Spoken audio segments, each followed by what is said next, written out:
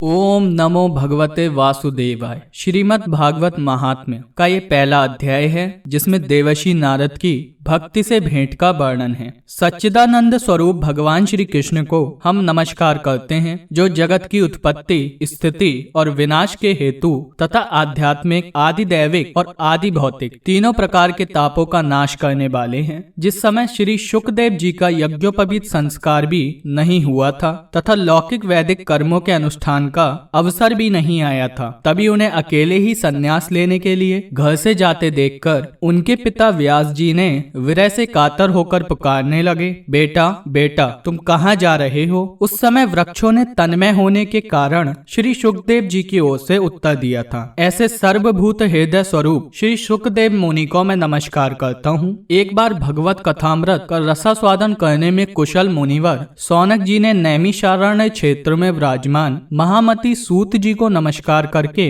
उनसे पूछा। सौनक जी बोले, सूत जी आपका ज्ञान अज्ञानांधकार को नष्ट करने के लिए करोड़ों सूर्यों के समान है। आप हमारे कानों के लिए रसायन अमृत स्वरूप सार गर्भित कथा कहिए। भक्ति, ज्ञान और वैराग्य से प्राप्त होने वाले महान विवेक की वृद्धि किस प्रकार होती है तथा वैष्णव लोग किस तरह इस मोह माया से अपना पीछा छुड़ाते हैं। इस घोर कलिकाल में जीव प्राय आसुरी स्वभाव के हो गए हैं। विविध क्लेशों से आक्रांत इन जीवों को शुद्ध बनाने का सर्वश्रेष्ठ उपाय क्या है। सूत जी आप हमें कोई ऐसा शाश्वत साधन बतलाइए जो सबसे अधिक कल्याणकारी तथा पवित्र करने वालों से भी पवित्र हो तथा जो भगवान श्री कृष्ण की प्राप्ति करा दे। चिंतामणि केवल लौकिक सुख दे सकती है और कल्प वृक्ष अधिक से अधिक स्वर्गीय संपत्ति दे सकता है, परंतु गुरुदेव प्रसन्न होकर भगवान का योगी दुर्लभ नित्य वैकुंठ धाम दे देते हैं। सूत जी ने कहा, सौनक जी तुम्हारे हृदय में भगवान का प्रेम है, इसलिए मैं विचार कर तुम्हें संपूर्ण सिद्धांतों का निष्कर्ष सुनाता हूँ, जो जन्म मृत्यु के भय का नाश कर देता है, जो भक्ति के प्रभाव को बढ़ाता है और भगवान श्री कृष्ण की प्रसन्नता का प्रधान कारण है। मैं तुम्हें वह साधन बतलाता हूँ, उसे सावधान होकर सुनो। श्री शुकदेव जी ने कलयुग में जीवों के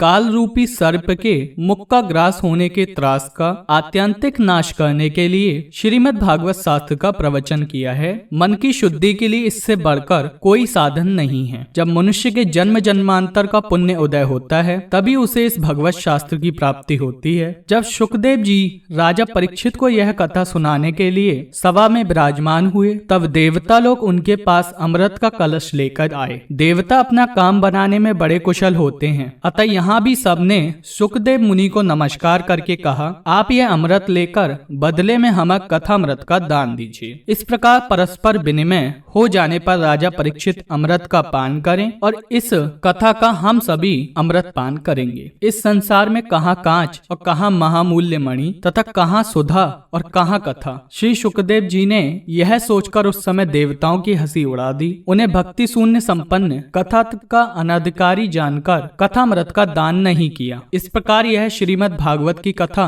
देवताओं को भी दुर्लभ है। पूर्व काल में श्रीमद् भागवत के श्रवण से ही राजा परीक्षित की मुक्ति देखकर ब्रह्मा जी को भी बड़ा आश्चर्य हुआ था। उन्होंने सत्यलोक में तराजू बांधकर सब साधनों को तौला। अन्य सभी साधन तौल में हल्के पड़ गए। अपने महत्व के कारण भागवत ही सबसे भारी रहा। यह देखकर सभी ऋषियों का बड़ा विस्मय हुआ। उन्होंने कलयुग में इस भगवत रूप भागवत शास्त्र को ही पढ़ने सुनने से तत्काल मोक्ष प्रदान कर देने वाला निश्चय किया। सप्ताह विधि से श्रवण करने पर यह निश्चय भक्ति प्रदान करता है। पूर्व काल में इसे दयापरायण सनकादि ने देवर्षि नारद को सुनाया था। यद्यपि देवर्षि नारद ने पहले ही ब्रह्मा जी के मुख से इसे श्रवण कर लिया था, तथापि सप्ताह श्रवण की विधि तो उन्हें सनकादि ने ही बताई थी। सौनक जी ने पूछा, सांसारिक प्रपंच से मुक्त एवं विचारशील नारद जी का सनकादि के साथ संयोग कहाँ हुआ और विधि विधान के श्रवण में उनकी प्रीति कैसे हुई। सूत जी ने कहा,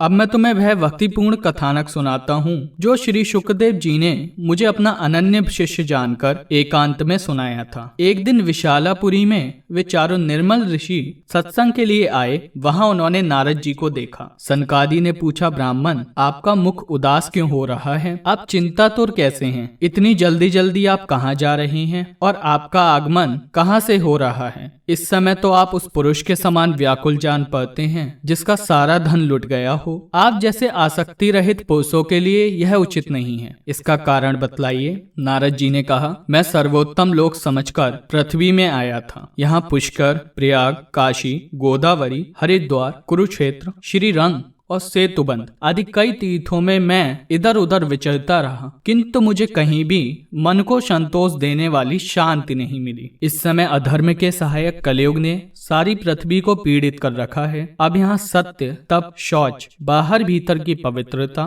दया, दान आदि कुछ भी नहीं है। बेचारे जीव केवल अपना पेट पालने में लगे हुए हैं। वे असत्यभाषी, आलसी, मंद बुद्धि, भाग्यहीन, उपद्रवग्रस्त हो गए हैं। जो साधु संत कहे जाते हैं वे पूरे पाखंडी हो गए हैं। देखने में तो वे विरक्त हैं, किंतु स्त्री धन आदि सभी का परिग्रह करते हैं। घरों में स्त्रियों का राज्य है। साले सलाहकार बने हुए हैं। लोभ से लोग कन्या विक्रय करते हैं और स्त्री पुरुषों में कलह मचा रहता है। महात्माओं के आश्रम, तीर्थ और नदियों पर यवनों का अधिकार हो गया है। उन दुष्टों ने बहुत से देवालय भी नष्ट कर दिए हैं। इस समय यहाँ न कोई योगी है, न सिद्ध है, न ज्ञानी है और ना ही कोई सत्कर्म करने वाला ही। सारे साधन इस समय कलिरूप दावानल से जलकर भस्म हो गए हैं। इस कलयुग में सभी देशवासी बाजारों में अन्न बेचने लगे हैं। ब्राह्मण लोग पैसा लेकर वेद पढ़ाते हैं और स्त्रियां वैश्यावृत्ति से निर्वाह करने लगी हैं। इस तरह कलयुग के दोष देखता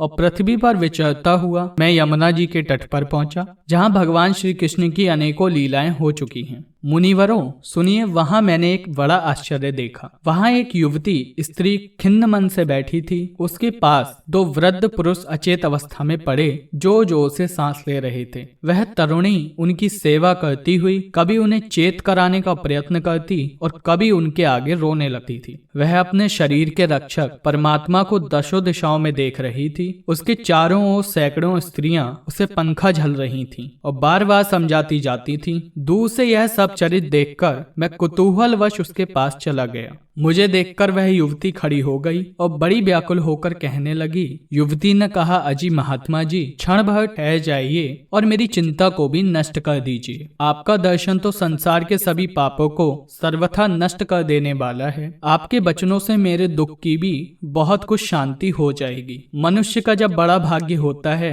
तभी आपके दर्शन हुआ करते हैं। नारद जी कहते हैं, तब मैंने उस स्त्री से पूछा, देवी तुम कौन हो? ये दोनों पुरुष तुम्हारे क्या होते हैं और तुम्हारे पास ये कमल नयनी देवियां कौन हैं? तुम हमें विस्तार से अपने दुख का कारण बताओ। युवती ने कहा, मेरा नाम भक्ति है। ये ज्ञान और वैराग्य नामक मेरे पुत्र हैं। समय के फेर से ही ये ऐसे जर्जर हो गए हैं। ये देवियां गंगा जी आदि नदियां हैं। ये सब मेरी सेवा करने के लिए ही आई हैं। इस प्रकार साक्षात देवियों के द्वारा सेवित होने पर भी मुझे सुख शांति नहीं है। तपोधन, अब ध्यान देकर मेरा वृत्तांत सुनिए। मेरी कथा वैसे तो प्रसिद्ध है, फिर भी उसे सुनकर आप मुझे शांति प्रदान करें। मैं द्रविड़ देश में उत्पन्न हुई, कर्नाटक में बड़ी, कहीं कहीं महाराष्ट्र में सम्मानित हुई, किंतु गुजरात में मुझको बुढ़ापेपन ने आ घेरा। वहाँ घोर कलयुग के प्रभाव से पाखंडियों ने मुझे अंग भंग कर दिया। चिरकाल तक यह अवस्था रहने के कारण मैं अपने पुत्रों के साथ दुर्बल और निस्तेज हो गई। अब जब से मैं वृंदावन आई तब से पुनः परम सुंदरी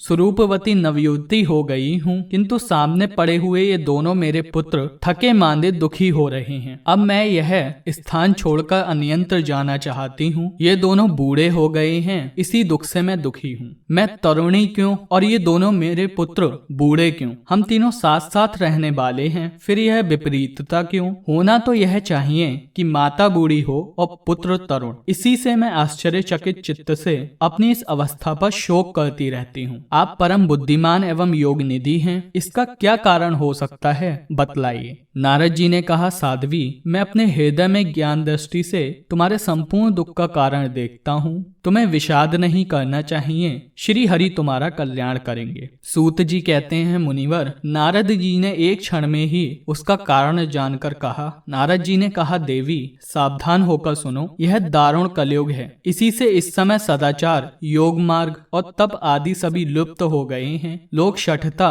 और दुष्कर्म में लगकर अघासुर बन रहे हैं। संसार में जहाँ देखो वहीं सत्पुरुष दुख से म्लान हैं और दुष्ट सुखी हो रहे हैं। इस समय जिस बुद्धिमान पुरुष का धैर्य बना रहे वही बड़ा ज्ञानी या पंडित है। पृथ्वी क्रमशः प्रतिवर्ष शेष जी के लिए भार रूप होती जा रही है। अब यह छूने योग्य तो क्या देखने योग्य भी नहीं रह गई है और न इसमें कहीं मंगल ही दिखाई देता है। अब किसी को पुत्रों के साथ तुम्हारा दर्शन भी नहीं होता। विषयानुराग के कारण अंधे बने हुए जीवों से उपेक्षित होकर तुम जर्जर हो रही थी। वृंदावन के संयोग से तुम फिर नवीन तरुणी हो गई हो। अतः यह वृंदावन धाम धन्य है जहाँ भक्ति सर्वत्र नृत्य कर रही है। परंतु तुम्हारे इन दोनों पुत्रों का यहाँ कोई ग्राहक नहीं है, इसलिए इनका बुढ़ापा नहीं छूट रहा है। यहाँ इनको कुछ आत्मसुख की प्राप्ति होने के कारण ये सोते से जान पड़ते हैं। भक्ति ने कहा, राजा परीक्षित ने इस पापी कलयुग को क्यों रहने दिया? इसके आते ही सब वस्तुओं का सार न जाने कहाँ चला गया। कल्याण में श्री हरि से भी यह अधर्म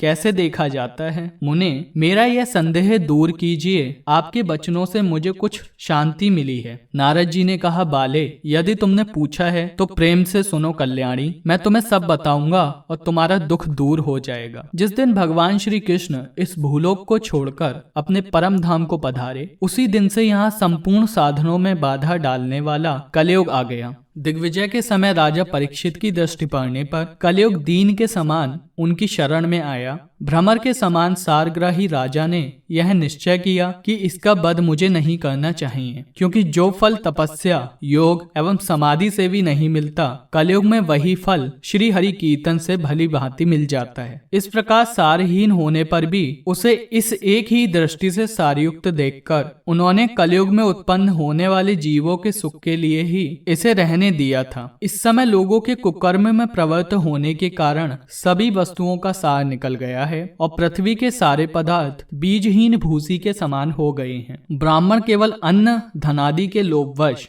घर घर एवं जन जन को भागवत की कथा सुनाने लगे हैं, इसलिए कथा का सार चला गया। तीर्थों में नाना प्रकार के अत्यंत घोर कर्म करने वाले नास्तिक और नारकी पुरुष भी रहने लगे हैं, इसलिए तीर्थों का भी प्रभाव जाता रहा। जिनका चित्त निरंतर काम, क्रोध, महान लोभ और तृष्णा से तपता रहता है, वे भी तपस्या का ढोंग करने लगे हैं, इसलिए तप का भी सार निकल गया। मन पर काबू न होने के कारण तथा लोभ, दंभ और पाखंड का आश्रय लेने के कारण एवं शास्त्र का अभ्यास न करने के कारण ध्यान योग का फल मिट गया। पंडितों की यह दशा है कि वह अपनी स्त्रियों के साथ भैंसों की तरह रमण करते हैं, उनमें संतान पैदा करने की ही कुशलता पाई जाती है। मुक्ति साधन में वे सर्वथा अकुशल हैं। संप्रदायानुसार प्राप्त हुई वैष्णवता भी कहीं देखने में नहीं आती। इस प्रकार जगह जगह सभी वस्तुओं का सार लुप्त हो गया है। यह तो इस युग का स्वभाव ही है, इसमें किसी का दोष नहीं है। इसी से पुंडरीकाक्ष भगवान बहुत समीप रहते हुए भी यह सब सह रहे हैं। सूत जी कहते हैं, सौनक जी, इस प्रकार देवर्षि नारद के वचन सुनकर भक्ति को बड़ा आश्चर्य हुआ। फिर उसने जो कुछ कहा उसे सुनिए। भक्ति ने कहा, देवर्षि, आप धन्य हैं। मेरा बड़ा सौभाग्य था जो आपका समागम हुआ। संसार में साधुओं का दर्शन ही समस्त सिद्धियों का परम कारण है। आपका केवल एक बार का उपदेश धारण करके कयादु कुमार प्रहलाद ने माया पर विजय प्राप्त कर ली थी। ध्रुव ने भी आपकी कृपा से ही ध्रुव पद को प्राप्त किया था। आप सर्व मंगलमय और साक्षात श्री ब्रह्मा जी के पुत्र हैं। मैं आपको नमस्कार करती हूँ। इसी के साथ भक्तों, श्रीमद् भागवत महात्म्य के प्रथम अध्याय का समापन होता है। आप सभी पूज्य भक्तों को जय श्री कृष्णा, राधे राधे।